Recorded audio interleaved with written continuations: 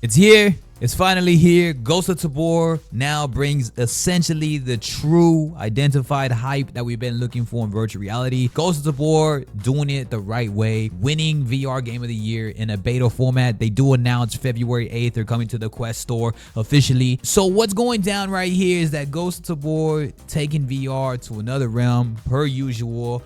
And a lot of these VR people gotta be just taking notes. Again, arena shooters are cool, they're solid, but it's too much of them already. Ghost of Tabor gives us extraction, gives us somewhat of replayability if you put the real time into the grind. And also, it just gives us an enjoyable experience as a beta. And that's all we look for when it comes to VR gaming in the gaming spectrum, in which I covered in my previous video. I talked about how Ghost of Tabor just continuously is dominating. They are already within this community. They're excited, and it's well deserved. They have also confirmed PSVR 2. So now they're going to be across all platforms of VR, at least the heavy hitters of VR. And that's all that's needed with this game, because at that point now it's going to completely do a full domination. Again, what they do, what they provide, the content that's in the game, what you can do as a social experience within the game with like just running around. Like, I know people that are just like playing with viewers, the people that stream this game, my friends included.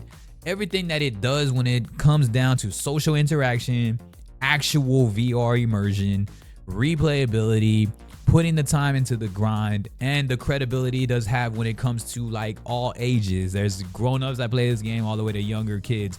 So everything in its totality is meant to be winning, and Ghost of Tabor finally is providing that soon. It's something that we've been needing. Again, VR is very much stale, regardless of how many people want to try to argue with that. Unless you're talking Asgard's Wrath 2, unless you're talking maybe a few other games like maybe Resident Evil 4, maybe you can go into Contractors if you want to talk another shooter, which I still think Contractors just still lands under that arena shooter, but they're the best to do it because they have all the mods without needing a PC.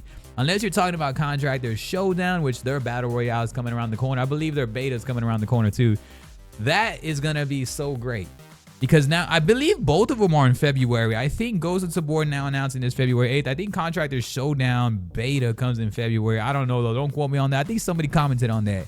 I haven't found out the exact date yet. I need to go back and check that out.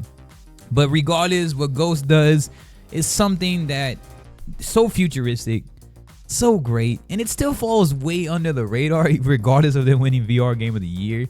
I have no reasoning as to why like VR people, like devs, community managers, anything that's in the spectrum in the realm of VR haven't taken notes on how to market your game, how to treat your community with a game, how to respond and be relevant towards the community, and how to put eyes on the game, and how to just deliver product in totality. Is it perfect? No. Does it have flaws? Yes. Again, it was still in a beta format. Like, it was never officially in the store. We barely got the store coming around the corner. And again, it just aside from delivering the experience that you do need, it does provide that sense of tactical and realism that VR is really struck upon. Like how you're like handling your just all types of your crafting, right? Some of the biggest games right now are survival games and crafting games, and Ghost of Tabor is giving us a little ounce of that crafting, a little bit of that insight of what it takes to do that type of stuff, right? With our food, and trying to like how you drink stuff and how you really reload, and how like stealth you have to be in this game. Again, a tactical aspect and extraction formula. Then you have your PvE, PvP. You can go into training grounds if you want to do all of that. If you feel like PvP is too sweaty, you can always just go around towards the PvE area. Maybe you can extract a lot faster. You can play how you want to play, and on top of that, it gives you a big map to do so. Will everything be updated? We'll see. Do we get more maps? We'll see. Do we get more weapons? Absolutely, because they've been confirming that already. We're gonna get more and more content now, because they just know at this point that they're dominating VR right now.